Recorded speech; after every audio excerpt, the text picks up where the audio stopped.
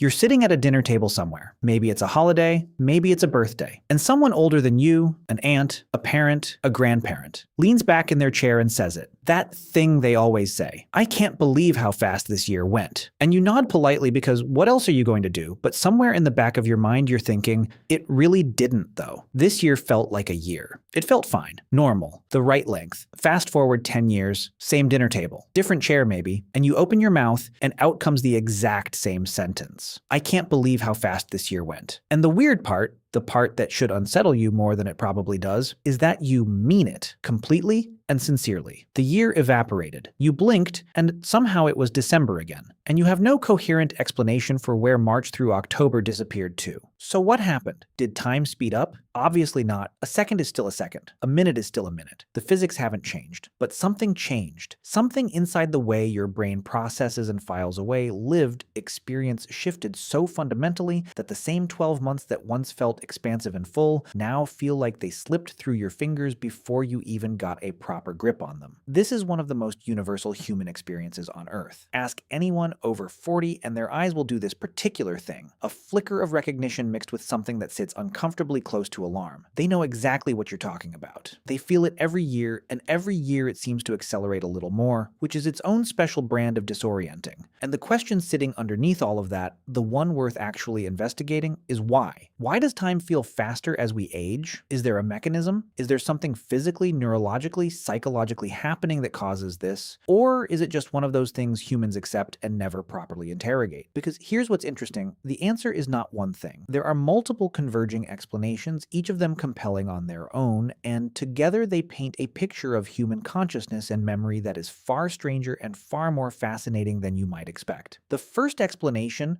and arguably the most intuitive one once you hear it, has to do with proportionality. When you were 5 years old, 1 year represented 20% of your entire life. Think about that. A full fifth of everything you had ever experienced, every memory you possessed, every single thing you had ever known, compressed into 12 months. At that scale, a year is enormous. A summer is an epoch. A week of school feels like its own distinct era with a beginning, a middle, and an end. By the time you're 50, 1 year represents 2% of your life. The same 365 days. The same rotation around the same sun. But now it sits inside a context so vast, 5 decades of accumulated experience, that it barely registers as a meaningful unit. It's the difference between a single puzzle piece when you only have 5 pieces total versus the same single piece when the puzzle has 5,000. This is called the proportionality theory of time perception, and it's one of the oldest psychological explanations for this phenomenon. The philosopher Paul Janet explored a version of this idea back in the 19th century, the notion that we perceive duration not in absolute terms, but in relation to how much life we've already lived. Each successive unit of time becomes a smaller and smaller fraction of our total experience, so it feels correspondingly shorter. It's a tidy explanation, and it carries real weight, but it's incomplete on its own, because it doesn't account for something else that's happening. Something happening inside the machinery of memory itself. Think about a week you spent somewhere new, a vacation, a trip, a week in a city you'd never been before. Now compare that to a week you spent doing your usual routine. The commute, the desk, the same lunch, the same route home. Which week felt longer? Almost certainly the unfamiliar one. New experiences stretch time, routine compresses it. And understanding why that happens is central to understanding why years blur together as we age. When your brain encounters something new, a novel stimulus, and unfamiliar environment, an unexpected event, it devotes real cognitive resources to processing it. It pays attention. It encodes details. It lays down what researchers call episodic memories, rich, contextual recollections of specific events tied to specific places and times. Your brain is essentially working hard, and that work takes up what feels like substantial subjective duration. When you're doing something routine, something your brain has processed hundreds or thousands of times before, it shifts into a kind of autopilot. The prefrontal cortex, which handles conscious attention and deliberate processing, disengages. Your brain has essentially decided, I already know how this works. I don't need to devote significant resources here. I'll just run the standard subroutine. And in that autopilot state, the clock still ticks, but almost nothing gets recorded. Here's the critical consequence of that. When you look back at a week full of new experiences, your memory is rich with distinct moments, lots of data points, lots of mental snapshots. And because your brain gauges how long a period was partly by how many distinct memories it can retrieve from that period, the week feels long in retrospect. full, substantial. But look back at a week on autopilot, and there's almost nothing there. A blur, a vague recollection that you did the usual things in the usual order. And because your brain has almost nothing to retrieve, it concludes the period must have been short, quick, almost non-existent. This is the memory-based theory of time perception, and it's probably the most powerful explanation for why years seem to shrink as we get older. Because as we age, the proportion of our lives spent in familiar, routine territory increases dramatically. When you're a child, nearly everything is new. Every year brings unprecedented experiences. New grades, new teachers, new social dynamics, new physical capabilities, new abstract concepts your brain is encountering for the first time. Your childhood is, in terms of novel input per unit of time, extraordinarily dense. Your brain is working overtime, constantly encoding, constantly filing away new information about the world. The result is a rich, detailed, almost hyper-realistic memory archive that makes childhood feel, in retrospect, very long. By the time you're an adult with a stable job, stable relationships, a familiar home in a familiar neighborhood, the rate of novel input has dropped precipitously. You've already learned how most things work: the roads you drive, the people you see regularly, the tasks you perform, the environments you inhabit. Your brain classified all of these long ago and stopped devoting serious attention to them. And so whole months can pass with almost nothing distinctive being encoded, nothing to anchor a memory to, nothing to retrieve when you look back and try to reconstruct where the time went. The year vanished because, neurologically speaking, barely anything happened, even if your external calendar tells a completely different story. There's another dimension to this that doesn't get discussed nearly enough, and it involves the actual biology of your nervous system. Your brain, to process the world, depends on a constant stream of neural signals, electrical impulses firing across synaptic connections, carrying information about what you're seeing, hearing, feeling, thinking. The speed and efficiency of that signal transmission is influenced by a substance called myelin, a fatty sheath that wraps around nerve fibers and acts essentially as insulation. More myelin means faster, more efficient neural transmission. In children and young adults, myelination is still developing, still laying down insulation across neural pathways in a process that doesn't fully complete until the mid-20s. And because that transmission is less optimized, the brain processes incoming information more slowly, which paradoxically means it's packing more processing into each second of real time. More frames per second, to use a film analogy. More granularity in the moment-to-moment experience of being alive. As we age, some of that neural efficiency actually decreases. Neural transmission slows slightly in various regions, and the result may be that the brain is effectively taking fewer snapshots of the world per unit of time, which means time appears, subjectively, to move faster. You're receiving fewer updates per second. The film is running at a lower frame rate, and a film playing at 12 frames per second covers the same runtime as a film playing at 24. But it looks choppier, less detailed, less immersive, and in retrospect, it seems like it went by faster. This is a newer and still developing area of research, and the science is more contested here than in the memory and proportionality explanations. But it adds an intriguing biological layer to what is otherwise primarily a psychological phenomenon. Let's add yet another piece, because this puzzle isn't done yet. There's a concept in psychology called attention to time, and it operates on a counterintuitive principle. The more you focus on time passing, the slower it seems. The less attention you pay to time itself, the faster it moves. Think about watching a clock when you're bored. Time crawls. Every minute feels like it's dragging its feet. Now think about being completely absorbed in something.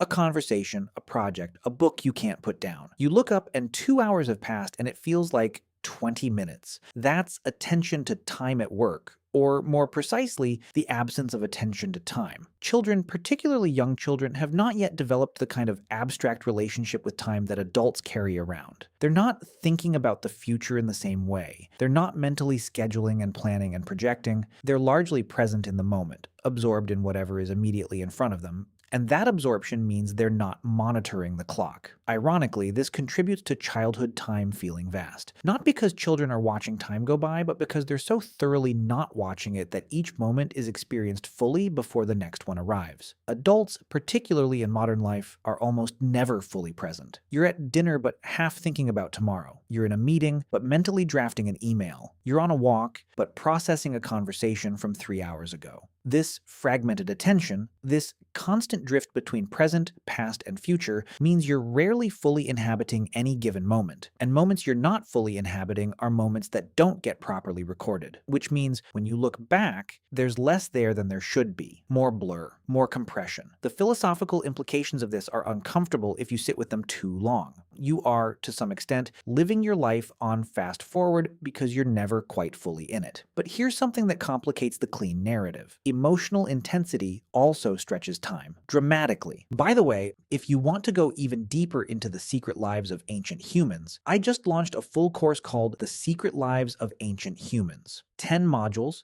3+ hours of content, covering everything we never talk about on YouTube. What they feared, how they communicated, what hunted them, and much more. Plus an exclusive PDF guide included. Link in the description. See you inside. Ask anyone who has been in a car accident or experienced a sudden shock or survived something frightening, and they will almost universally describe the same thing. Time slowed to a crawl. Seconds stretched out. They could see things happening in what felt like slow motion. The moment expanded far beyond its objective duration. What's happening there is a surge in attentional processing driven by adrenaline and the brain's threat detection systems. When your amygdala fires and decides something very important is happening right now, your brain snaps to maximum alertness and begins encoding at an extremely high rate. Every detail gets captured. Every frame gets processed. And because the resulting memory is so dense, so detailed, the brain retrospectively concludes that the event must have been longer than it actually was. This is also why, emotionally speaking, certain years from our past feel enormous even in adulthood. Years in which we fell in love, or experienced a loss, or went through something that fundamentally altered our understanding of ourselves. Those years are richly encoded. They're full of emotional landmarks and distinct memories. They feel, looking back, long and significant, even if the calendar says they were just 12 months like any other 12 months. The inverse is equally true and equally unsettling. Years in which nothing much happened emotionally, in which we were comfortable and routine and fine. Those years barely register in retrospect. They were experienced and then almost immediately forgotten. They contributed to our lives, but left almost no identifiable mark on our memory of the past. Which raises a question that's worth sitting with. Are we measuring the quality of our lives by the amount of comfort we have, or by how much of them we actually remember? Now, before this gets too existentially heavy, and I recognize we're getting somewhere in the neighborhood of heavy, there is encouraging news here, because if we understand the mechanisms, we can, to some real degree, push back. The core of most of these explanations is novelty. New experiences create dense memories. Dense memories make time feel fuller. Fuller time, in retrospect, feels longer, feels more substantial, feels more lived. This is not a complex prescription. It's uncomfortable to implement, maybe,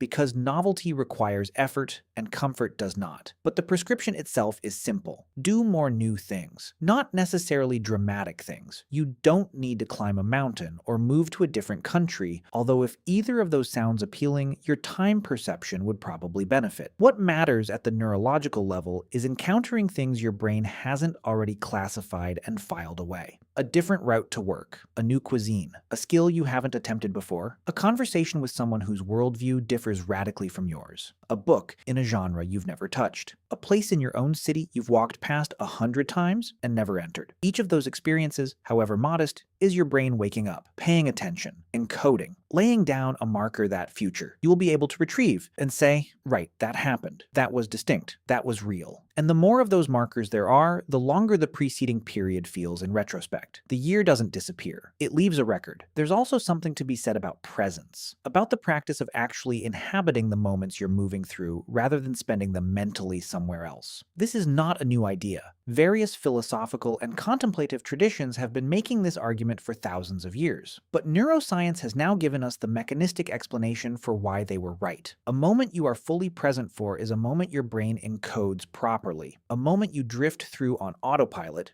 physically there but mentally elsewhere, is a moment that leaves almost no trace. And the cumulative effect of a life lived mostly on autopilot is a retrospective blur that feels unmistakably like lost time. The attention you give to a moment is, in a very real sense, what determines whether that moment actually happened for you, or whether it simply passed through you without leaving any evidence that it was ever there. Here's a thought experiment that sharpens all of this uncomfortably well. Imagine two people, both 70 years old, sitting down to reflect on their lives. Person A spent most of those 70 years in comfortable routine. Same job, same habits, same patterns, same comfortable orbit of familiar people and places. Their life was stable, predictable, pleasant. By most external measures, successful. Person B spent those same 70 years actively seeking novelty. Different experiences, different places, different challenges, different conversations, different ways of looking at the world. Their life was sometimes chaotic, sometimes uncomfortable, not necessarily more successful by external measures. Now ask both of them how long their life feels in retrospect. Person A's 70 years, encoded mostly as routine, mostly as autopilot, mostly as comfortable repetition, may feel strangely short. Dense at the beginning, childhood always is, but increasingly compressed as the years moved through adulthood, until decades blur together into an undifferentiated mass. Person B's 70 years, encoded in vivid detail because novelty was constantly forcing the brain to pay attention, may feel genuinely vast, rich with distinct memories, specific periods, identifiable eras, a life that feels from the inside like it lasted a very long time, because so much of it was actively, attentively inhabited. Same 70 years, radically different subjective experience of duration. Same clock, completely different relationship to time.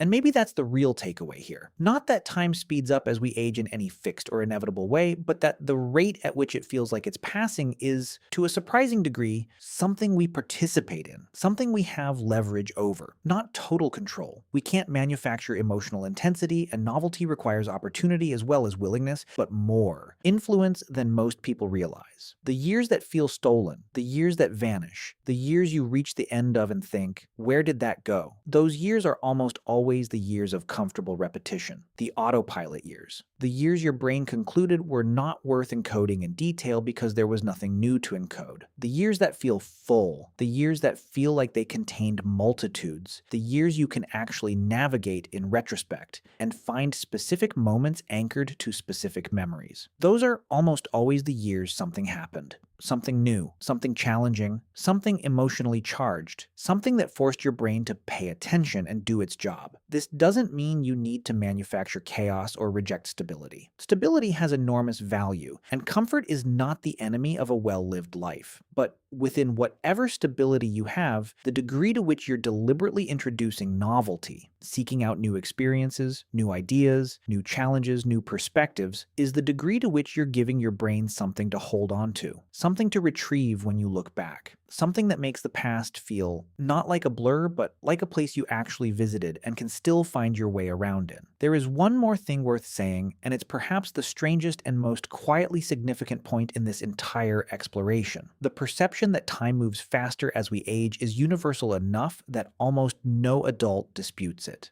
Almost everyone who is old enough to have experienced real stretches of adult time will confirm, without hesitation, that years move faster now than they did in childhood. The experience is so consistent, so widespread, so thoroughly reported across cultures and generations that it would be extraordinary if it weren't pointing to something real. And what it's pointing to, ultimately, is this. Subjective time, the time you actually experience, the time your consciousness inhabits, is not the same as clock time. They run parallel, but they are not identical. Subjective time expands and contracts based on attention, novelty, emotion, and neurological processing in ways that have nothing to do with the rotation of the Earth or the oscillation of a cesium atom, which means the question of how long your life feels is not the same as the question of how long your life is. And the former, the subjective one, the felt one, the only one you actually have direct access to, is something you shape, actively and continuously, by the choices you make about how to inhabit your days. The clock will keep moving at exactly the same rate it always has. That part is non-negotiable. But the experience of the clock, how full it feels, how rich, how inhabited, how real, that part, it turns out, is largely up to you.